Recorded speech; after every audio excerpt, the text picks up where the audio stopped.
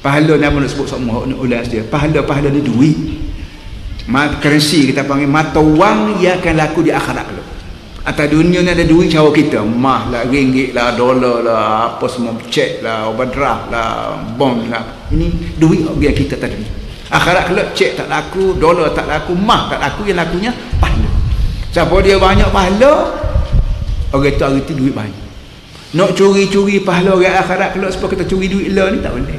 Duk ala lain.